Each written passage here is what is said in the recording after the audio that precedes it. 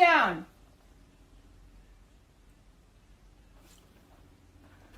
Hi guys, it's Thursday. How are you? It is a glorious day of recovering from the coronavirus. Hoping all of you guys have avoided it because it super sucks. Hi Jack, how are you?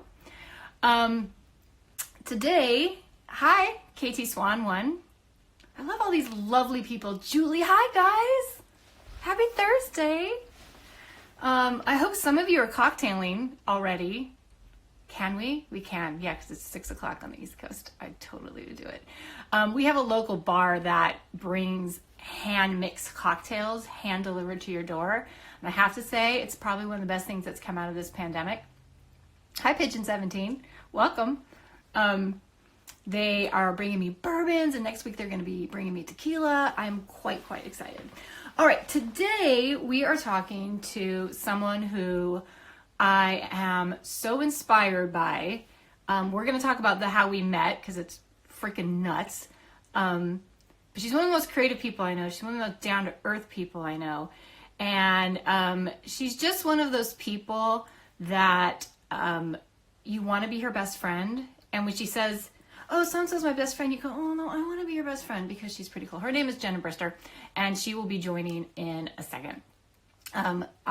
We'll wait till she comes on until we can talk about her CV, but it's really impressive. She is one of the winners of the Moth storytelling contest. She always just gets chosen to go higher and higher. She's a dynamic storyteller, a great comedian, and she has utilized that ability to capture our attention and move that into screenwriting, which has been really neat.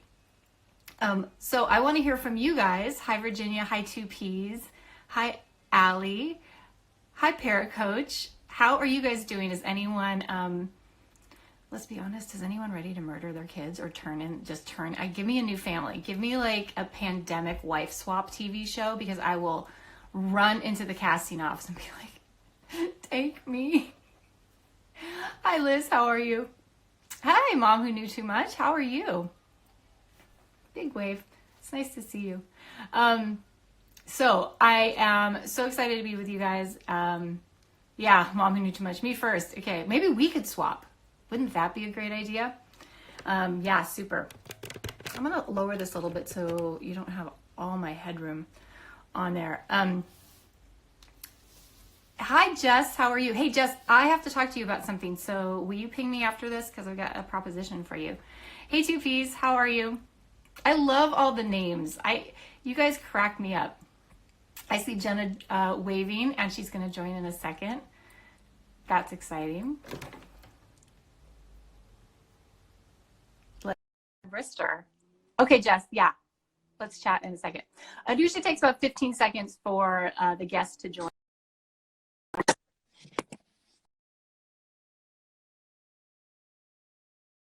Hello. I see you spinning there, my friend. There you are. It's so good to see you. I know. I miss you so much. Now too. Let me set this up. Okay, cool. It's good to see you, Lovey. How's your day? Well, okay, to be very frank, as much as I love talking to all my friends and setting up this program, I kind of did it because it forced me to put on makeup and a bra. No, that's not no bra. But I did brush my hair. It. I caved and went online shopping, and I got these pants from Marine Layer, and I haven't worn real pants since this whole thing happened. So here we are. Yeah. How is the pandemic treating you, my friend? So far so good. Been working like crazy. Just lay it really low. I mean, I write from home normally, and so that hasn't changed. It's just weird not being able to go walk around Whole Foods, and be out in nature. So how about you? Oh, same thing. But I want to just jump right in if you're comfortable and talk about what it's like to kind of be the go-to writer for Hollywood screenplays and Lifetime and Hallmark. Yes. It's fun. It's a trip because I grew up watching those. Those are my favorite movies as a kid. I think Lifetime made-for-TV movies were probably the scariest thing I had seen. Yeah. Remember like the Tracy Gold one when she was anorexic and like yeah, like Tori Spelling was in a couple too. And so it's fun now being on this side of it, Yeah. you know, to take that formula and then plug in a story. Oh, here's my dog. Hi. And What's so, his name? his name's Jack. I try to write him in, but they're like no animals. So but I'm writing one right now, and I put a cat in it because why not? You know? Cats are cool. Yeah.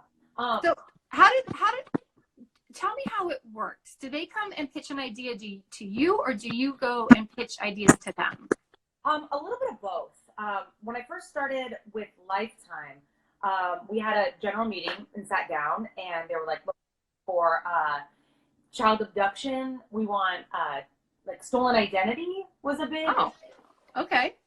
And then they like twin thrillers. And so I went home and I was like, okay, stolen identity, all this stuff. And so I came up with Killer Twin, which is that movie, which is basically a sister. It's like Parent Trap. They like love trap type thing. And so I was like, what if two twins were separated at birth, one grew up in an orphanage? And this is the thing I like about screenwriting is that you can hide little Easter eggs in it. And so I grew up in Seattle, and so I that the movies I write in Seattle, like the one I'm now, takes place there. And you can do little, Easter eggs in it.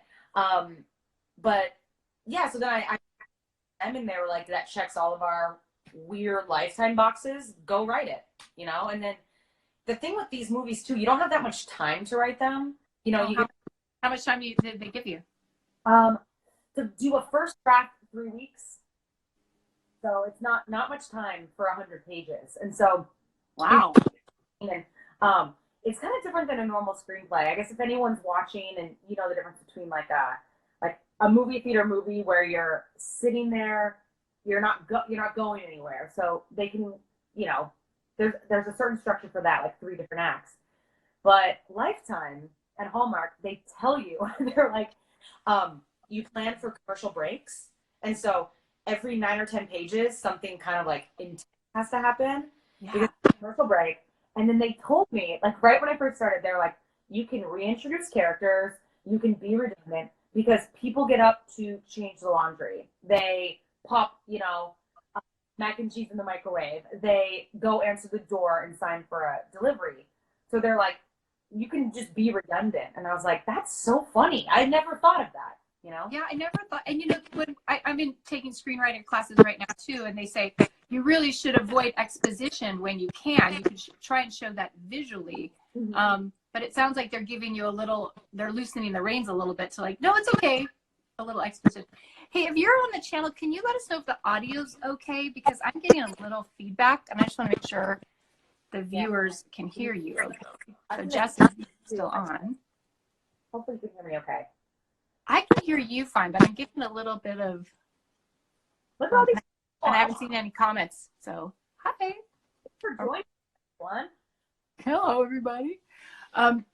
So you're allowed to there, and do you get kind of a show Bible's the wrong word, but do you get a kind of a template or some sort of formulaic directive to write the scripts? Kind of more after you write it, you'll get feedback where certain things need to happen at a certain time. Kind of like any script, you introduce all the major players, and then there's all this conflict, crazy stuff happens. But in Lifetime, one note Excuse me. so, which is always a fun note to get because you're like, oh, because every 11 to 20 pages, like someone needs to fall off a cliff or get poisoned. Because you also can't show blood really in daytime TV because the ones that I write air in Europe. And so surprisingly, they have much stricter guidelines. Can people boing it out? What you mean, like have sex? Yeah.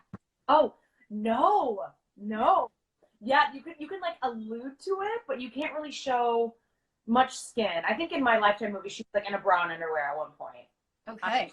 Yeah, but they tell you like more murders, and then for Hallmark, they can't kiss until the very end when they're basically engaged. Like I even had wrote, they held hands like midway through the movie, and they're like, no, they didn't hold hands. I was like, oh, okay, you know. Okay, so let me ask you, because they're so popular, do you think that wholesomeness is what draws people in and it appeals to them? Question. I do. I think it's that and the formula. I think it's formulaic where let's say, for example, the news cycle, not formulaic anymore. You know, like one trash fire after the other.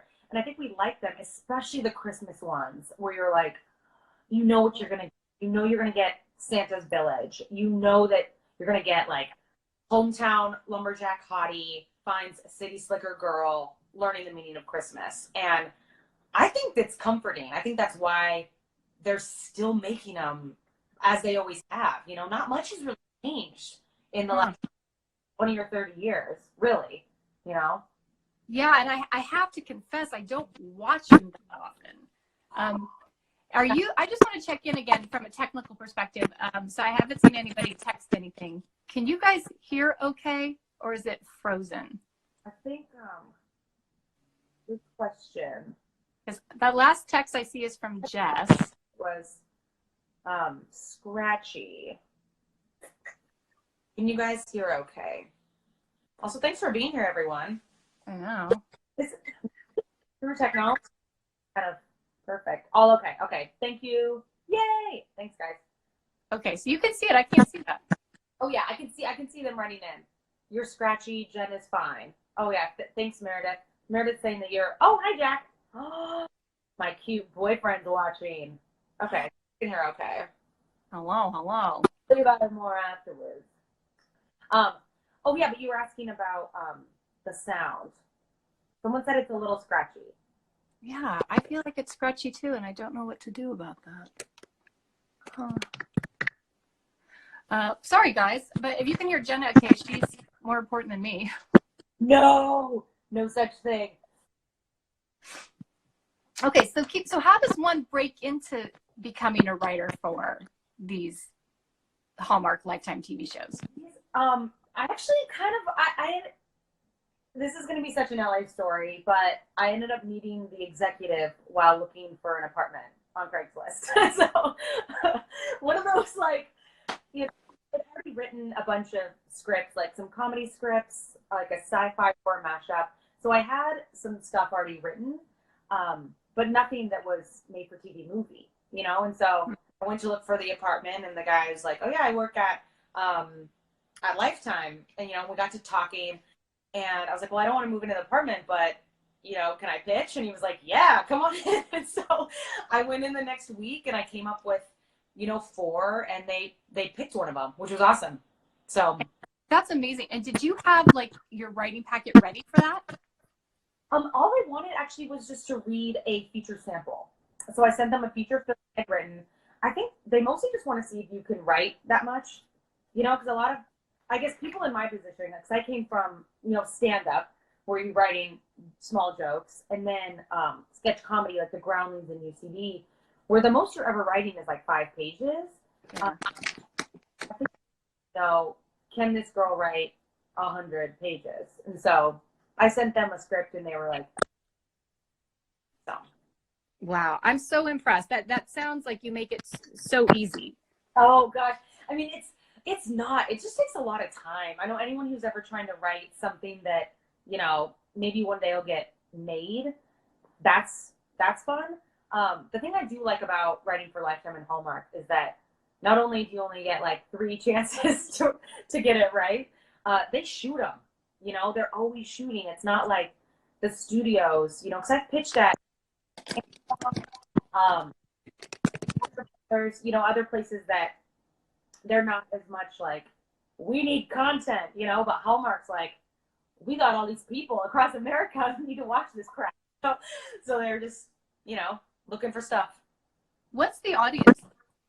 Oh, actually, I saw a demographic chart for my last Lifetime movie.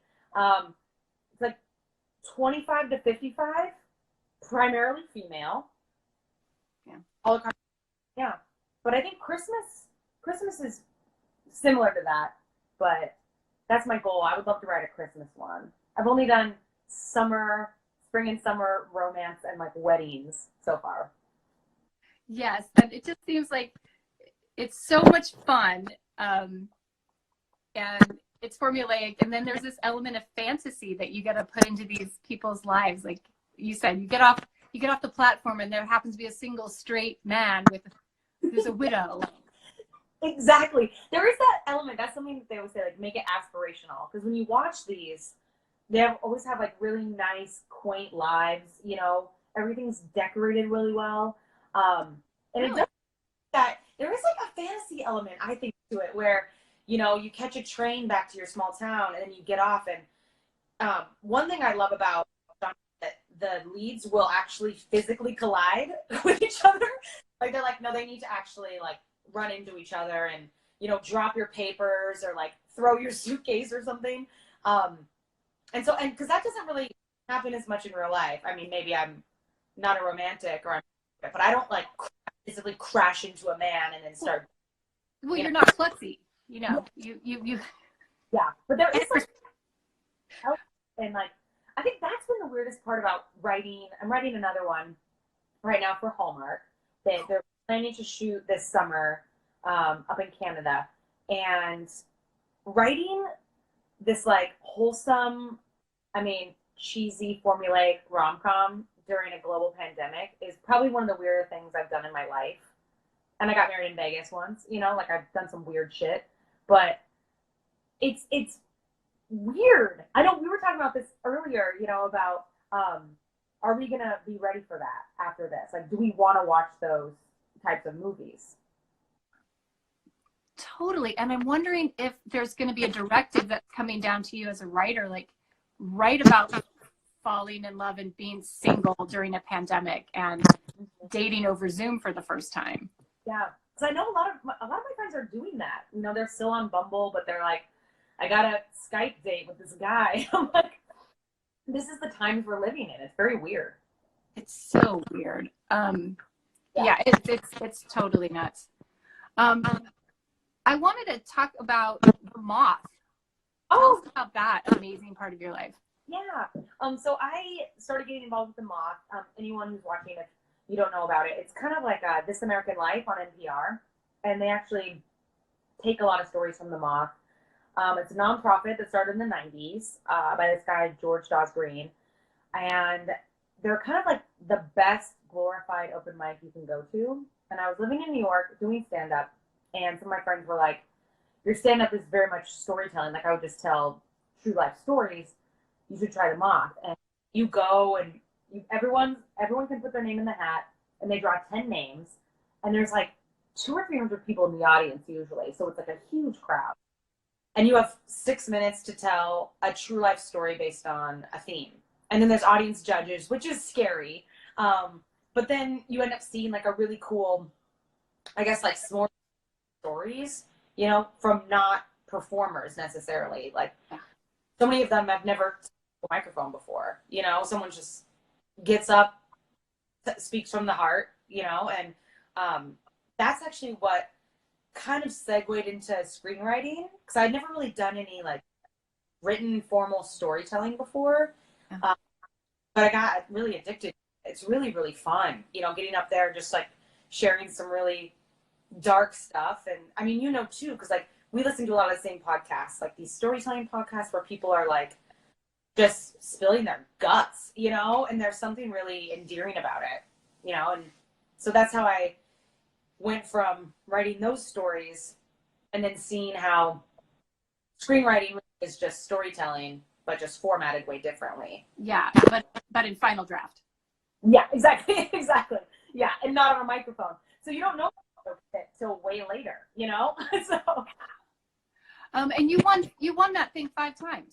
Like, put yourself on the back for a second, my friend. All right. I want to come to a couple here, and it's so fun because there's no bigger thrill than winning competitive storytelling. Yeah, I would imagine.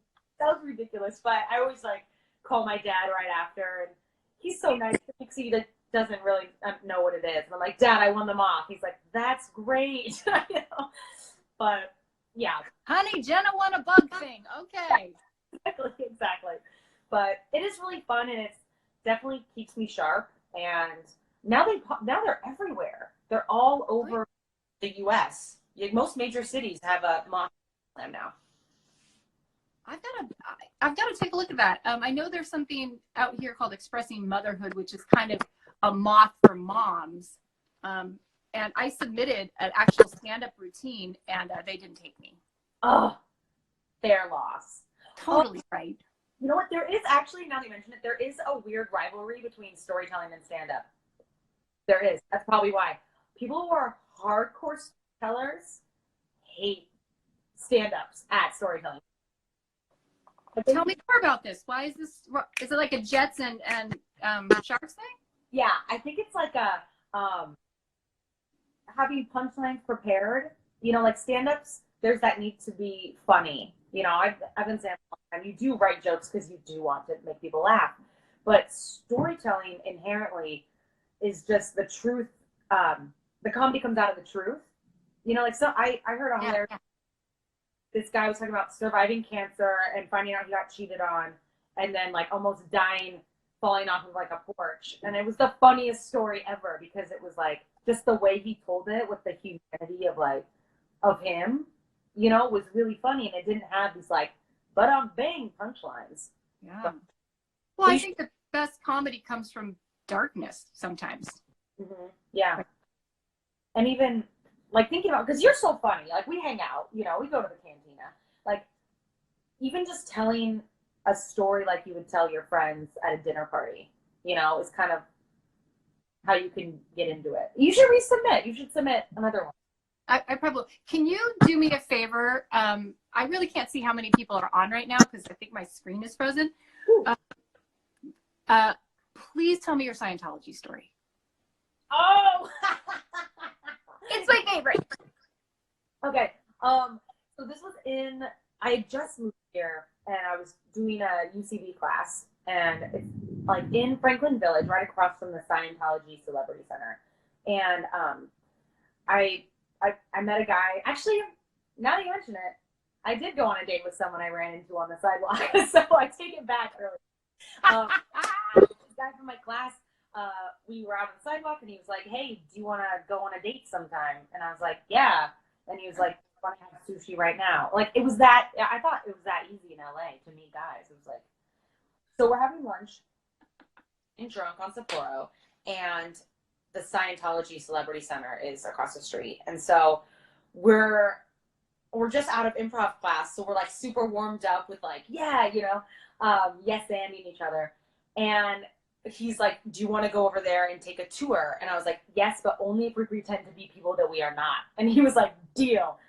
So paid our check, went over there, and I thought it was going to be like a 20-minute tour, but I had never been into a Scientology center before, and I didn't realize this was like a hardcore recruitment zone. And so we put on, you know, fake identities, and we're doing the e-test, and then we have to watch a DVD. And the whole time, like, they won't let us leave. We're like, "Okay, well, we'll see you later. Thanks so much." And they're like, "No, you have to come to this part." And they took us like up through the entire place, a whole tour. We went to the gift shop, and that was the only time we were alone. And it's kind of by L. Ron Hubbard's office. There's like an office closed off with all of his books and stuff. And he leans in, and he was like, "This is so fucked up." And then he kisses me, and I was like, "Oh my God, this is so cute." It was like so romantic. And so then the guy behind the counter. Oh, everyone there has dead eyes, by the way. It was very much just like. And so we buy a couple books, and then and they take us into this office and make us watch another DVD, and then we're trying to leave this because by that time we're there like 5 hours, and we both have pets, and we're like, we gotta go. But they didn't want us to leave, and so this guy, the head guy, opens up a binder, and he's like, "Well, you might change your mind about joining once you see some of our members." And he opened it, and it was Will Smith. I was like a headshot. He was like, and then he flipped it again, and it was Kirstie Alley, and I was like, "Oh my God, like, no." And then that didn't work. And then he flipped the notebook again, and it was a Tom Cruise headshot, like from Jerry Maguire era. And they're not going to let us leave. And so I decided, I was like, I'm going to pretend to get a phone call. And so that old trick. And so I reached in my purse and I was like, oh my gosh, it's your brother. We got to go. They're outside. And so I, so we like got up, and by that point we're like, it's kind of scary. They really did. God, that sounds like cultish, which we know it is. Mm-hmm. Totally. But the whole time, like, now we're holding hands. So like I'm having this like really magical first date. Like we already kissed. Now we're holding hands. We just happened to be in the Scientology Celebrity Center. And so then the Scientology guy was like, okay, well, let me get your number. Yes, it is terrifying. Kids, cats, books. It was really scary. And so he was like, because I have a hard time lying to men of authority, this was like 10 years ago.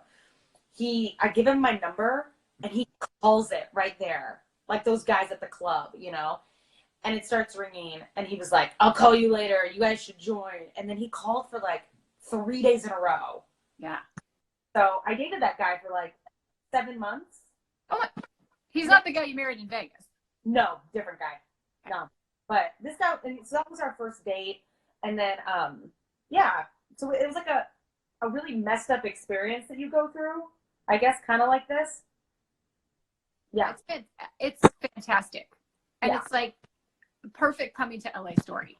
Yeah, totally. I had no idea. I had no idea about Scientology because I had never really heard of it before.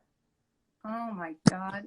Are you going to stay in LA, or would you think you'll ever move back to Seattle? I think I'll end up moving back to the Oregon coast at some point. Like north somewhere. Yeah. I want to 100 more Hallmark movies and buy myself a cabin somewhere. I would like to go with you. Yes, you can. Because that is so gorgeous up there. Yes, it's so pretty. Oh my Lord. Well, I'm excited. Do you know when it's going to be airing so we can watch it? Oh, this one? Because of the pandemic, they're shooting later this summer in Atlanta, and I think it's going to air next spring. That one is called The Wedding Date Mix-Up. And then the one I'm writing now, probably same thing, will probably air next summer. Okay. I'm so proud of you, my friend. Oh, thanks. So it's so fun. Like, they're so fun and so silly, and it's a great job, Yeah.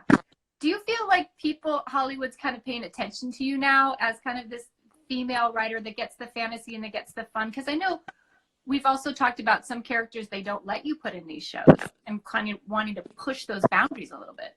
Yes. That one, it is hard as far as showing a lot of diversity in lifestyle. Like I think it's no surprise. Oh yes, Meredith, that is +1. See, mine's still frozen. Oh, nothing. Oh no. I have 10 people on and it's frozen. What did yours say? Mine says, I don't know how you can tell actually. Oh, mine's on the top. Okay. But wait, can you hear me, or is this weird? See, I can hear you perfectly fine and see you perfectly fine. My screen's the comments are frozen, and I'm just worried that the people that are listening are frozen. Oh, okay. But it sounds like from the comments that they're okay, so that's good. True. You guys are amazing for being here. Hello. But I think that's one thing that you would probably notice when you see these Hallmark movies, that there's not a lot of diversity. And I was told that before I was writing my first Lifetime movie. And a piece of advice I got from another writer was like, as a screenwriter, you don't have control over a lot once it's written and off in some hands. But you can try to write ethnically diverse character names. And so I was like, yeah. Oh. So I wrote like Officer, Menendez, and like had different,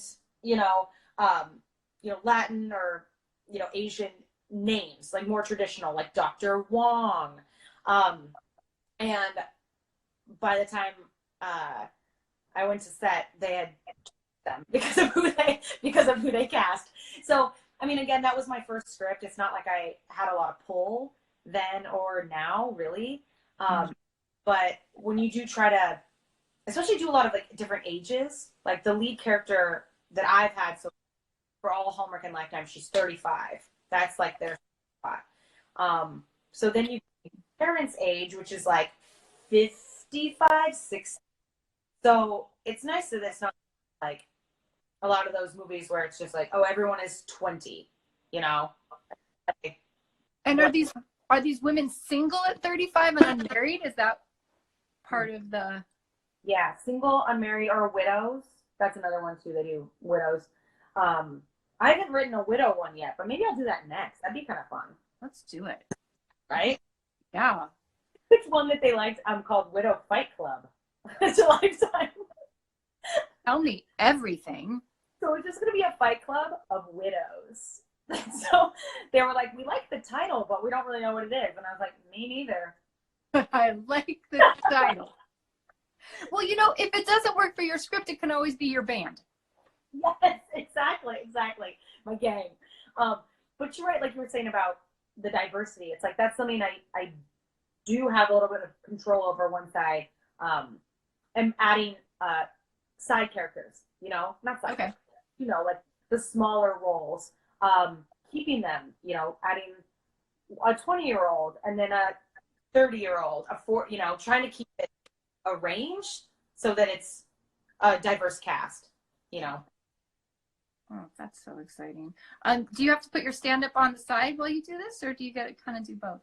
I have, yeah. I've done less of those. Probably, well, I mean, none now, but when I was writing, I was doing maybe one show a week.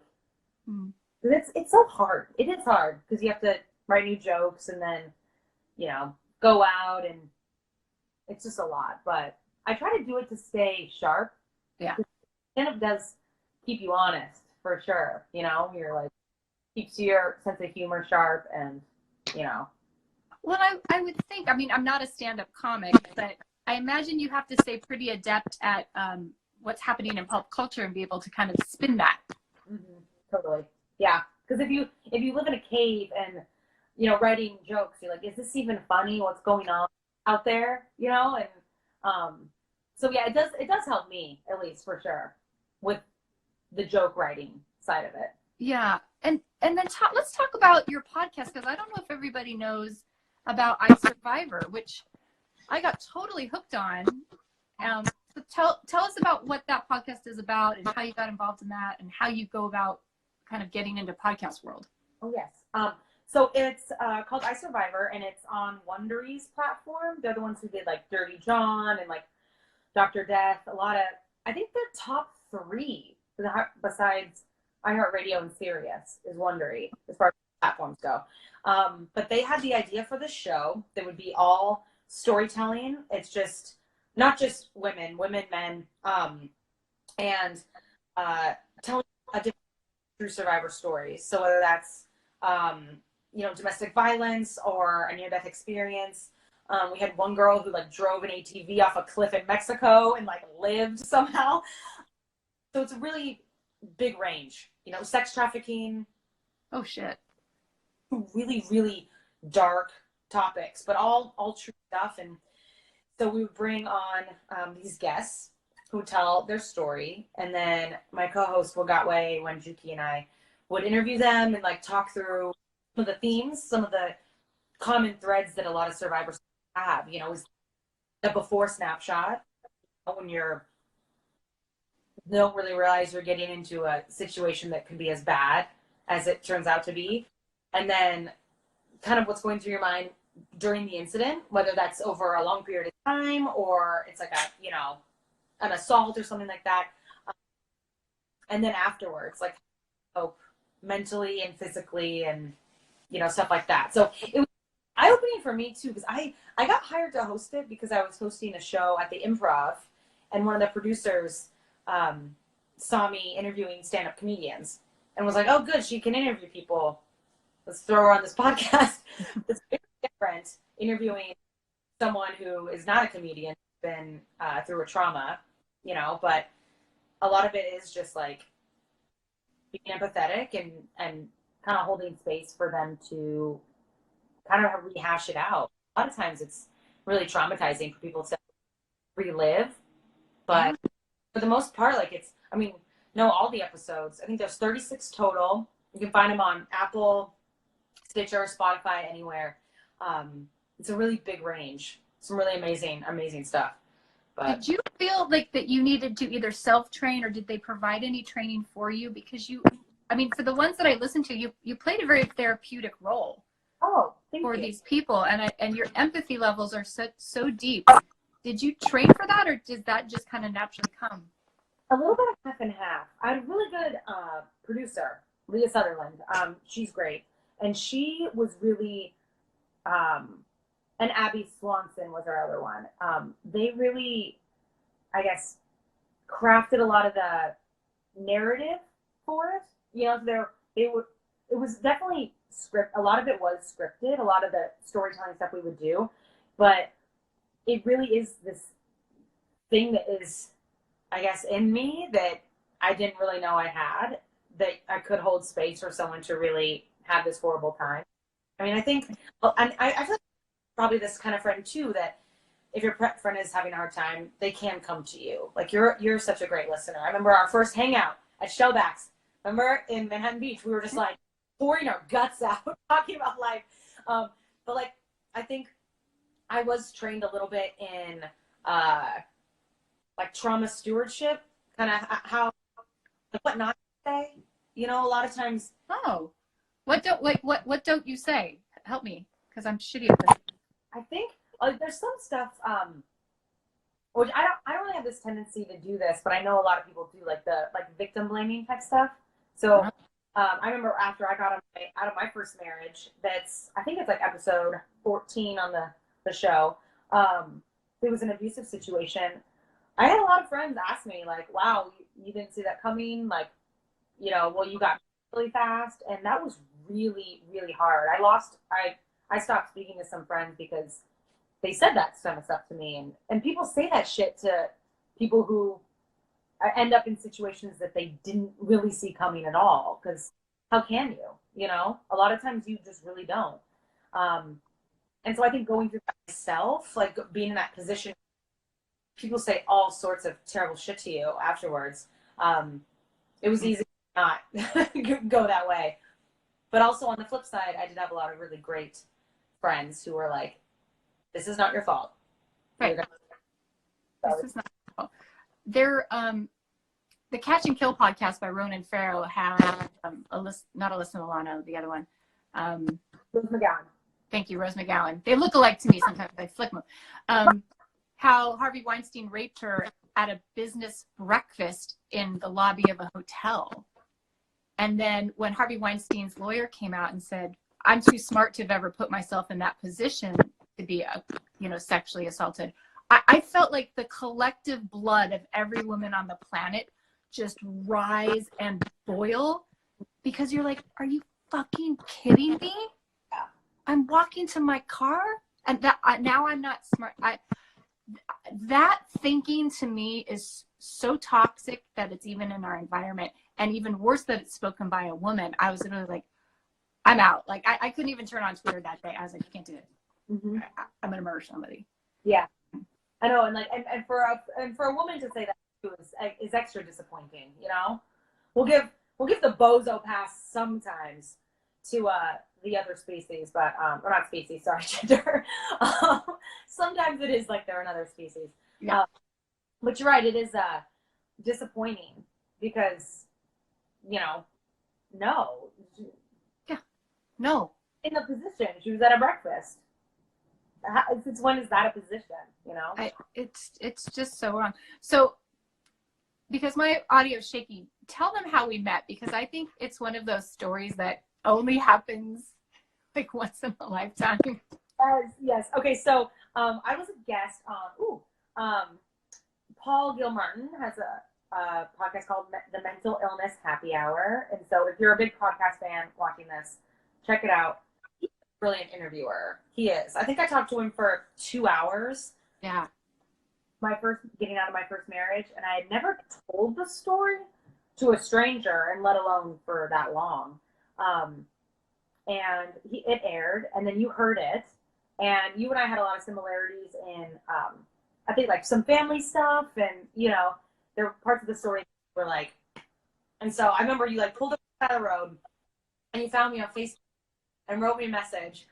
And I loved it. Because whenever time you put yourself out there in this format, you don't know, you know, I mean, I can see, you know, who's literally listening, but that's the thing with podcasts, that they kind of do live on in perpetuity to just be rediscovered, re-listened to, and it's kind of fascinating.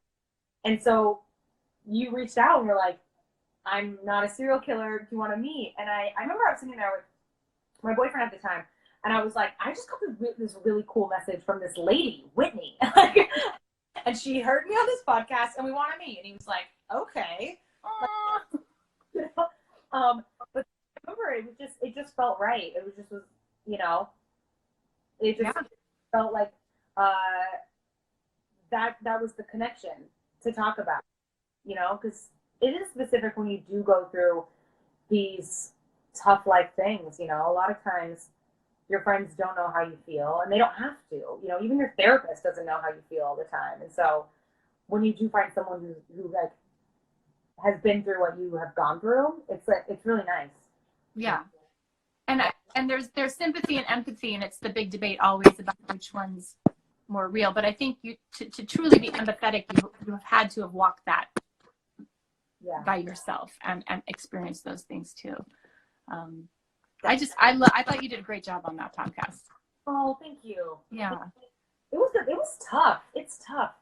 And I think that's what I like about the podcast format, is that you can let it breathe, you know? And like, he asked me questions no one had asked me yet. Most people would ask me stuff like, you know, when did he first become a monster? Or like, why didn't you see it coming? But I mean, I don't know if it's been years, but he asked me really specific things, like about what it was like to tell my family. Like, was I disappointed in myself? Like, do I still trust myself? And it was like, it was nice to be asked questions like that, because I didn't trust myself.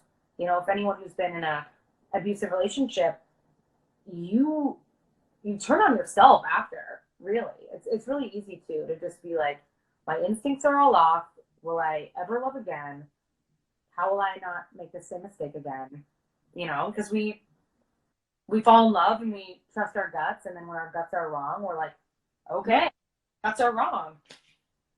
And I mean, I hate to turn these things political. It's not really the intention, but I think there is something very interesting about if you've been in a relationship with a narcissist or an abuser, and you listen to the way Trump talks to women, it just makes the hair on the back of my neck stand up, because I'm like, how are y'all not picking up on this misogyny and control?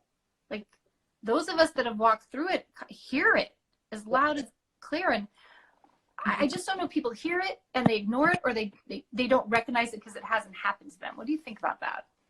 Yeah, I think you're right. It is the little ways that he treats women. It's just a lot of denial. It's constantly like discrediting everyone else around you, and like that's something abusers do. Want to just discredit you to everyone around, and so it is very triggering to him talk for very long either, because I'm just like, oh my gosh, no, you know. And I think that's why the people that dislike him so viscerally, because you're just like, oh, can't even. Yeah, he's a mirror, and I think that's why a lot of people, unfortunately, I mean, I don't know how many, but think like him and speak to the women in their lives like him, or men that they work with, you know, that kind of, I don't know if he's like a megalomaniac, psychopath. Definitely affect women or people. Yeah. Or intelligence. It's really, or facts. I'm sorry, that's not where I wanted to go with this. The globe. Yeah. So you said some of your friends are dating right now. What is that like? Oh, it sounds incredible. It sounds like it could be really romantic. but it's not. It's And not. so I think when this first all happened, my friends were on Bumble. Were like, I'm gonna keep a phone relationship with someone, getting to know them, kind of like this, just date without the physical boundaries.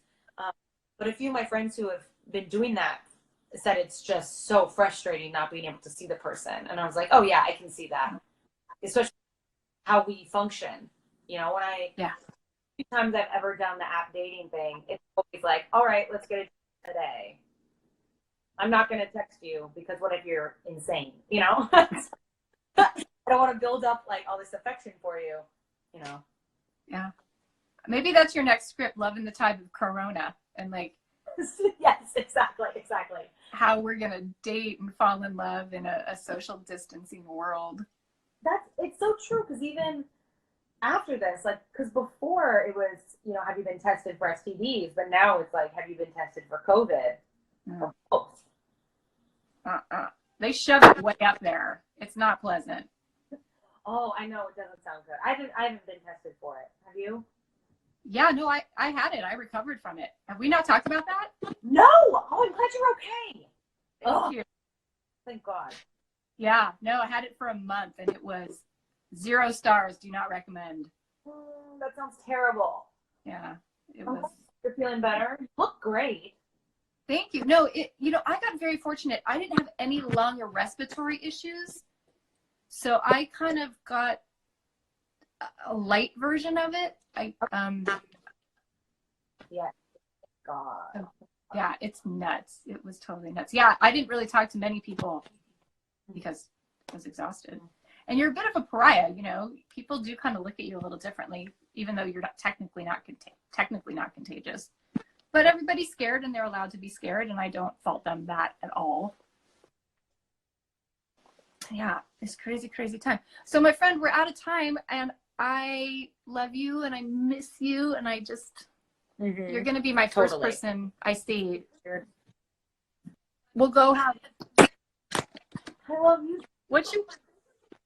And for chatting. This is really nice. Well, it's so nice, and what I want to do is just make sure, my audience, who are strong, smart women, connecting more women Absolutely. to them, just like you. Yes, just like you. Well, I love you so much, and I'll keep you posted. And obviously, when the movie comes out, we're having a watch party. Please, please, please, please. And thanks, everybody, for tuning in. I'm sorry if the audio was a little scratchy. Thanks, guys. Bye. Bye, lovey.